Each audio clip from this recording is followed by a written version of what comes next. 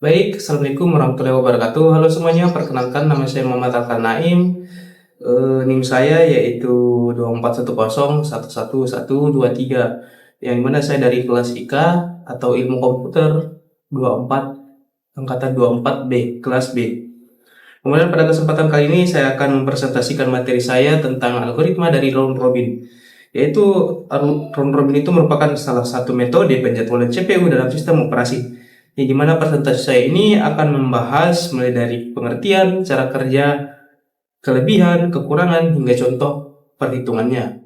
Baik, tanpa berlama-lama, kita langsung saja masuk ke penjelasannya.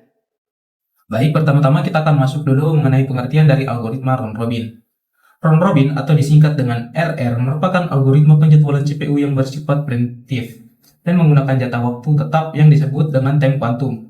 Artinya, setiap proses itu akan mendapatkan giliran untuk menjalankan CPU dalam jangka waktu tertentu. Jika proses tersebut belum selesai saat waktunya habis, maka proses itu akan dikembalikan ke antrian untuk menunggu giliran berikutnya.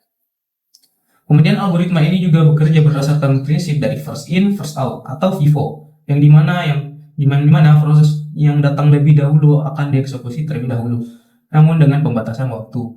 Secara sederhana, round robin ini bisa diibaratkan seperti bermain dalam sebuah permainan gitu, yang dimana semua pemain itu akan mendapatkan giliran secara bergantian dan adil. Kita lanjut ke selanjutnya, sedikit penjelasan tambahan, yang dimana ada 3 istilah penting yang perlu kita pahami terlebih dahulu. Yang pertama yaitu preemptif, yang dimana ini berarti proses yang sedang berjalan itu dapat dihentikan sementara sebelum prosesnya itu selesai, agar proses lain juga dapat kesempatan untuk menggunakan CPU.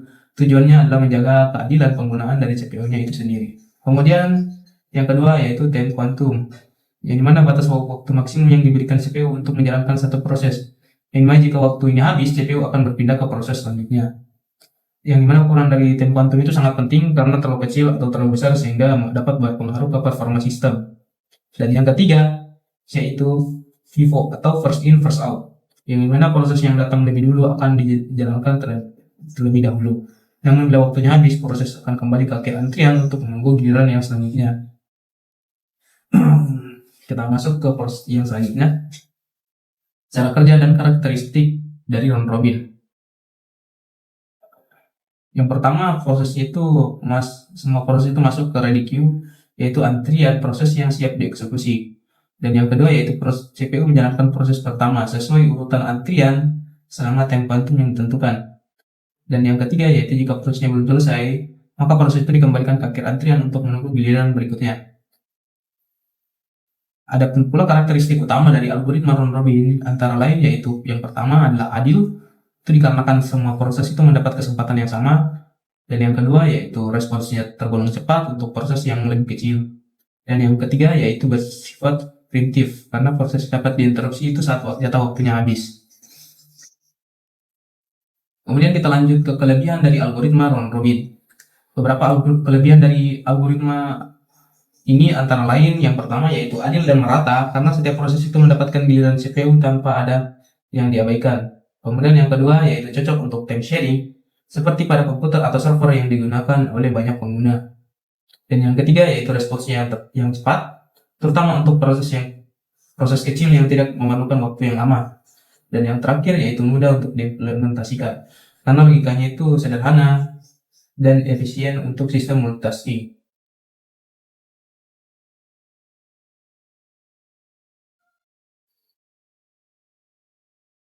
Namun algoritma ini juga memiliki beberapa kelemahan, diantaranya yaitu jika waktu time kuantumnya itu terlalu kecil, maka akan terjadi banyak context switch, yaitu perpindahan proses yang berlebihan. Ini dapat menurunkan efisiensi dari sistem itu dari CPU itu sendiri. Kemudian jika time kuantumnya itu terlalu besar, yang dimana algoritma ini akan mirip dengan FCFS, yaitu first come first serve, sehingga tidak adil untuk proses yang kecil. Selain itu, round robin juga tidak memperhatikan prioritas proses. Jadi proses penting itu bisa saja tertunda oleh proses lain yang kurang penting. Kemudian penerapan algoritma round robin ini dalam dunia nyata. Algoritma ini banyak digunakan dalam berbagai sistem modern. Contohnya itu seperti yang pertama, sistem operasi time sharing. Misalnya seperti Windows, Linux, macOS. Nah, contohnya itu saat kita membuka browser, pemutaran musik, dan aplikasi editor secara bersamaan, nah, semua itu mendapat giliran untuk dieksekusi oleh CPU secara adil. Kemudian yang kedua yaitu sistem mobile pada Android dan iOS. Algoritma ini biasanya digunakan untuk membagi waktu antara aplikasi latar belakang dan latar depan. Contohnya saat kita menonton YouTube sambil menerima pesan WhatsApp tanpa aplikasi yang macet. Nah, itu seperti multitasking juga itu termasuk. Dan yang ketiga yaitu server multi-user, yang dimana digunakan di server universitas atau perusahaan agar setiap pengguna itu mendapatkan bagian waktu CPU yang seimbang tanpa ada yang mendominasi. Nah, kesimpulannya, round robin itu menjamin sistem adil, responsif, dan efisien dalam lingkungan multitasking dan user. Sangat penting untuk sistem modern yang melibatkan banyak proses yang berjalan bersamaan. Baik, kita masuk ke contoh soal dari algoritma round robin. Nah, misalnya ada 3 proses dengan data berikut. Hitunglah waktu dari compression time atau CT, turnaround time atau TAT, waiting time, kemudian hitung rata-rata WT dan TAT-nya. Baik, kita sudah berada di proses pengerjaan dari contoh soalnya. Langkah pertama yang kita perlu lakukan yaitu dengan membuat tabel dan chart-nya. Baik, saya akan mulai membuat tabelnya terlebih dahulu.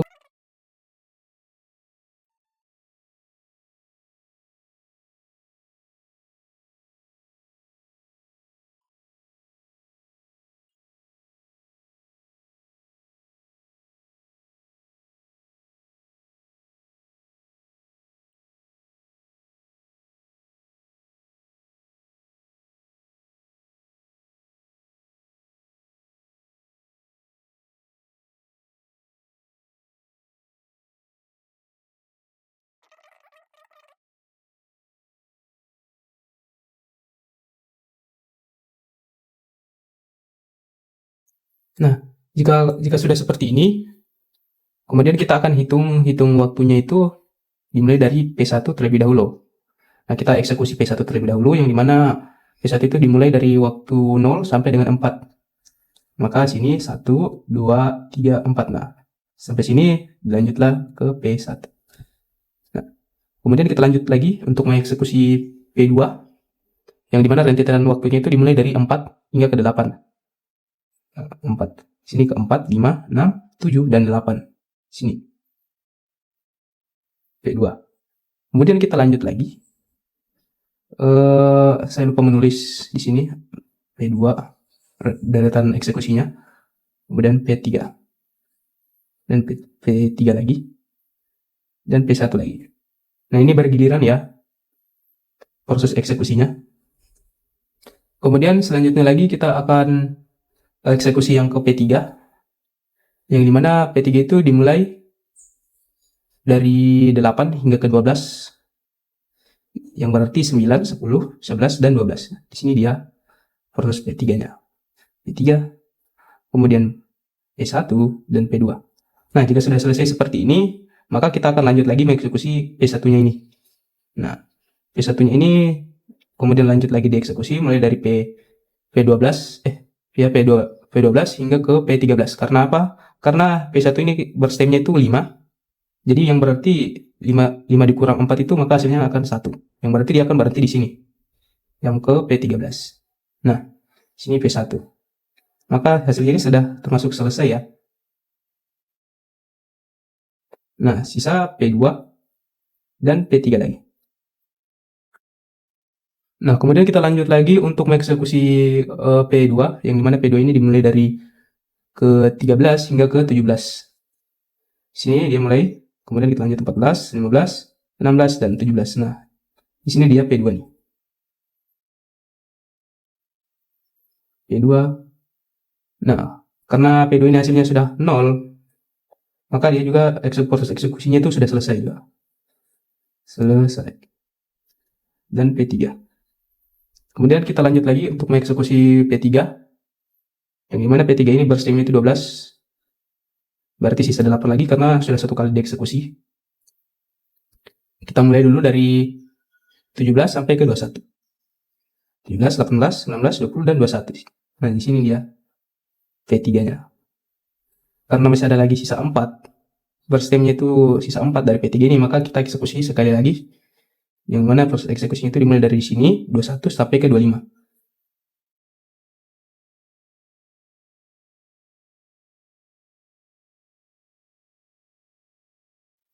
Nah, kita sudah dapat sini dan catatan waktunya. Sekarang kita tinggal menghitung lagi waktu dari completion time-nya, waiting time-nya, turnaround time-nya, dan waktu rata-ratanya.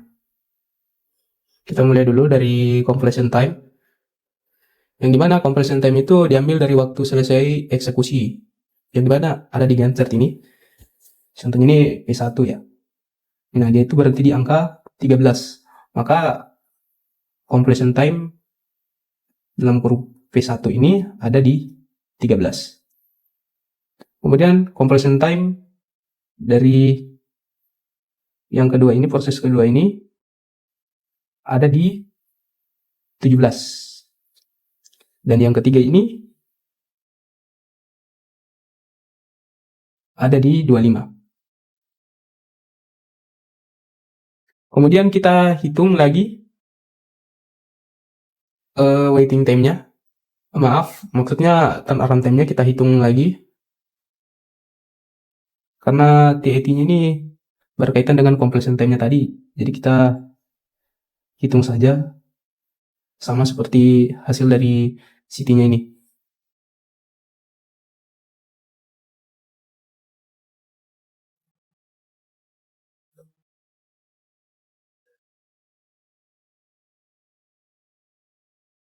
Kemudian 17. Kemudian yang ketiga, turnaround time yang ketiga. Sama dengan 25. Kemudian kita akan hitung lagi waiting time-nya ini, yang dimana waiting time-nya ini menggunakan rumus completion time dikurang burst time, kemudian dikurang arrival time. Nah, kita hitung lagi completion time-nya ini 13, kita kurangi burst time-nya yaitu 5, kemudian kita kurangi turnaround time-nya. Nah, 13 dikurang 5, kemudian dikurang arrival time-nya 0. Nah, maka hasilnya itu 13 dikurang 5, maka hasilnya itu akan 8. Nah, kemudian ya kita lanjut lagi, ini untuk P1 ya. Untuk P1. Kemudian kita lanjut lagi ke yang kedua, yaitu seperti tadi 17 dikurang 8, kemudian dikurang 0. Nah, 17 dikurang 8 terus dikurangi 0, maka hasilnya itu adalah 9. Dan yang terakhir yaitu P3, proses ketiga, 25 dikurang 12 dan dikurang 0, maka hasilnya adalah 13. Nah, seperti ini. Jadi dapat kita simpulkan rata-ratanya itu ada sekitaran rata-rata waiting time-nya itu sekitar 10 milisecond. Kemudian rata-rata TAT-nya itu rata-rata TAT itu ada sekitar 13, kemudian maka rata-ratanya itu ada di sekitar 18,33 ms. Nah, seperti ini untuk proses pengerjaannya. Baik, kita lanjut ke kesimpulannya. Nah, jadi dapat kita simpulkan bahwa algoritma non-robin itu adalah metode penjadwalan CPU yang bersifat preemptif dan menggunakan jatah waktu tetap atau time quantum, yang dimana algoritma ini memastikan setiap proses mendapatkan kesempatan yang adil untuk dieksekusi. Namun pemilihan ukuran utama sangat berpengaruh terhadap kinerja dari sistemnya. Jika terlalu kecil akan boros waktu dan akan terjadi context switch. Kemudian jika terlalu besar justru membuat sistem itu tidak responsif. Nah, karena keadilannya ini, algoritma ini banyak digunakan pada sistem operasi modern, baik komputer, ponsel maupun server.